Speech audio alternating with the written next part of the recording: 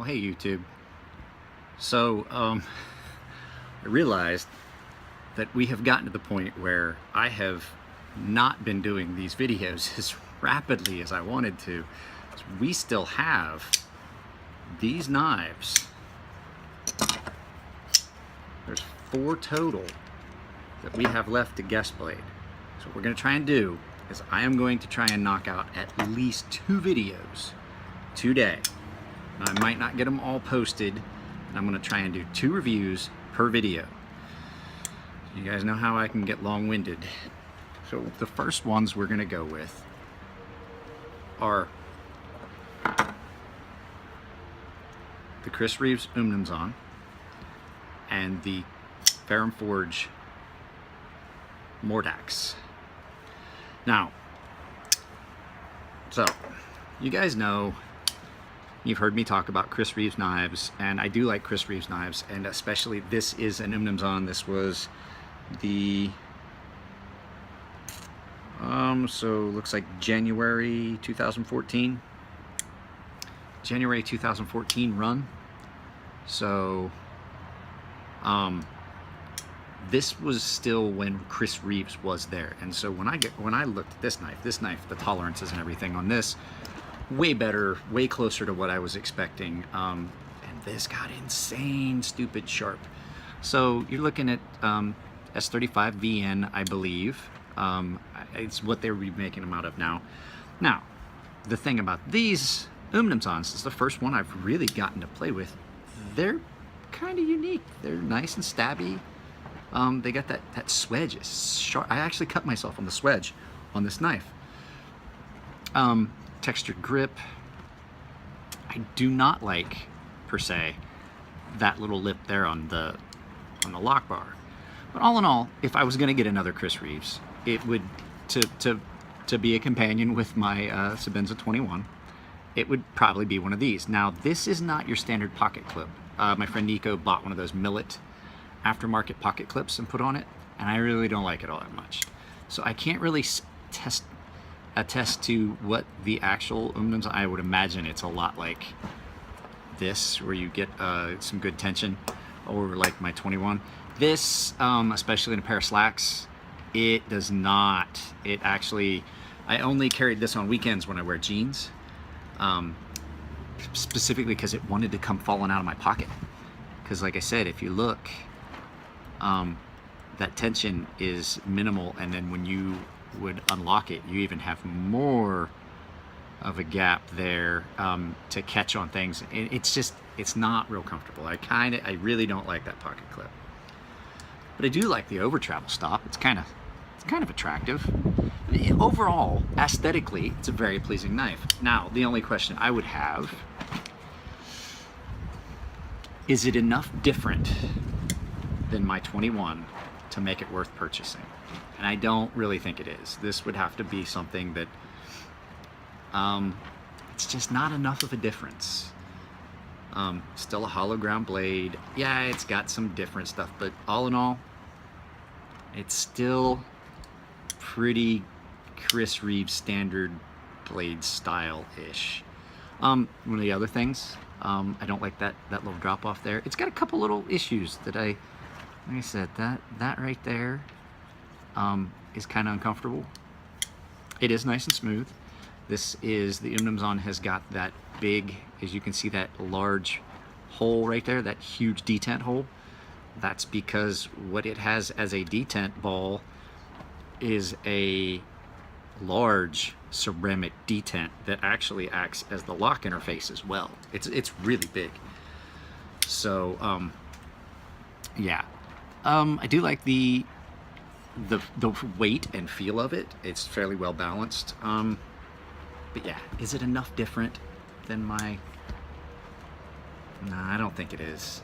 I really, if I was going to get one, it would probably be one of these, but I don't foresee me getting one. It does not have near the pronounced hot spots with the finger choils that I got with the 25. But it is the same construction as the Sebenza 25. You get that the larger pivot. That's, the knife is actually easier to take apart. I didn't take it apart, but It's a lot easier to, the construction's a lot different than the 21. It's really smooth. Now the weird thing is these O-rings that they've put on the blade stops, because that's the only blade stop. These thumb studs are actually a blade stop, as opposed to 21 that has a blade stop, an internal blade stop. These thumb studs actually do interface and lock up against the titanium lock scales. And I understand the concept, the rubber preventing, you know, the impacting steel, and you can see where the rubber impacts with, but still when that rubber deforms and gets out of the way, you smack it open and you can see on here where a couple spots where the steel's hitting that. So chamfering could have been done. I would have liked to have seen the chamfering done a little bit better around here, but all in all, it's still a Chris Reeves, really tight tolerances. Like I said, if you look, that swedge is from the factory sharp enough that I cut myself on it up near the tip. It's damn near a second edge. So yeah, it's not horrible. It's not horrible at all. And then there's this. So the Mordax, Ferrum Forged Knife Works Mordax. Now, I really have always wanted to have one, and I see why people love them so much. But I'm almost disappointed. I really am. Not disappointed in the knife. It's amazing. I would never say I'm disappointed in the knife. I got my NTAC first, and my NTAC, which is basically the same design, only smaller, shrunk down. I like it better.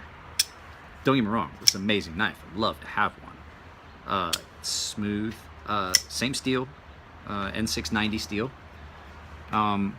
It is the same blade stock thickness, I believe. I didn't measure it with a micrometer.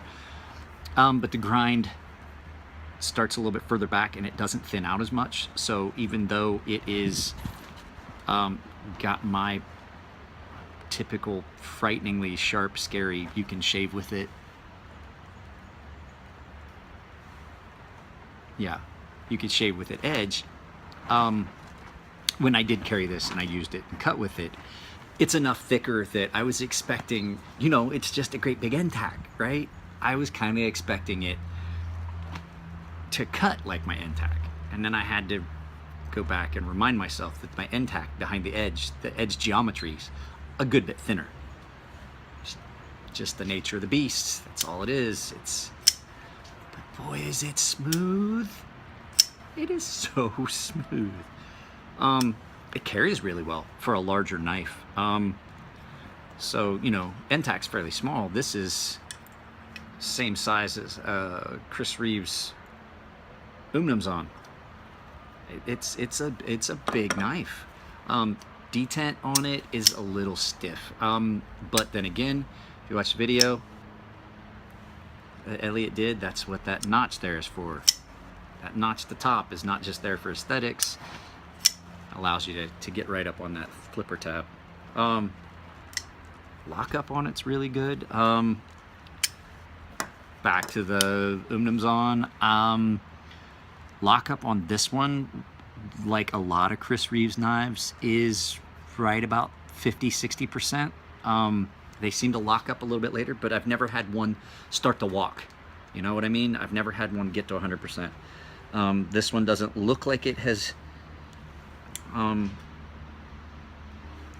like it looks like that's where it was supposed to lock up. Like that's where they wanted it to lock up. But like I said, lock up on this one. Probably right about 30%. If that, 25 or 30%. Plenty of room for wear on that. Chris and Elliot do a really good job with the way they radius. It's locked up solid. There's significant amount of pressure you got to use. You know, it's not like it's in risk of coming unlocked. Good bit of tension on that. Did a good bit of cutting with this one. Good bit of cutting with all of them. The N690, once again, held an edge just like I would expect it to, comparative to my my NTAC. It held a really good edge. I actually rolled the edge, and I'm gonna have to resharpen this. For Nico, I rolled the edge cutting. I rolled the edge cutting pretty hard wood, just to see what it would do. So I am gonna have to resharpen this one, because yeah, I put it through its paces. I just wanted to see. I'll put them all through their paces, but this one hasn't got its final resharpening yet. So basically, I'm trying to consolidate.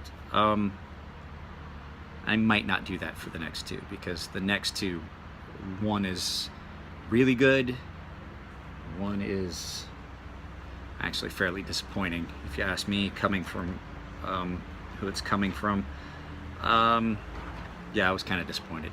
So actually I can see the shiny on this where I rolled the edge on this pretty severely.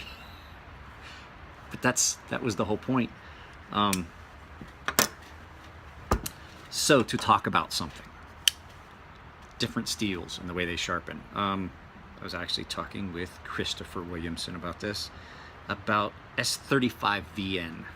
Now, S35VN, especially the way that Chris Reeves runs it, is usually run a little bit softer on the Rockwell scale.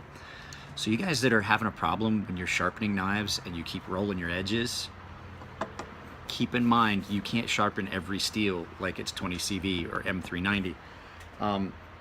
If you use too much pressure and you've got that apexed, you can roll that edge and then it's just never gonna feel sharp. You're never gonna get it sharp. So a little bit of moderation. With the 20 CV that I'm using for my knives, the way that Elliot showed me how to heat treat it, it's insane. You have to, you can push as hard as you want on it. And sometimes my stones don't even want to cut it, and it just doesn't want to get dull. You can ask any of the guys that bought any of my neck knives. They hold an edge extremely well. Flip side is, if you forget that and you go back to a different steel that's, you know, that's running at a much lower Rockwell, you're gonna roll your edges when you sharpen, because it doesn't take much to do, especially if it's a thin edge geometry. So just something to keep in mind. Now, I do believe that the next two knives are gonna get their own video each. I don't think I don't like this. I don't feel that I gave these two knives the proper treatment. But we've each seen these. The other two knives are things that I mean, it's a Ferrum Forge. I mean, you guys have heard what I say about Ferrum Forge knives. Didn't really, it's just a different design. And I've really always wanted one. And now I can kind of take it off my bucket list. I haven't carried it. I carried it a lot. And then this, like I said, it's so similar along the, I hate to say it, but a lot of Chris Reeves knives are just pretty much rehashing the same thing.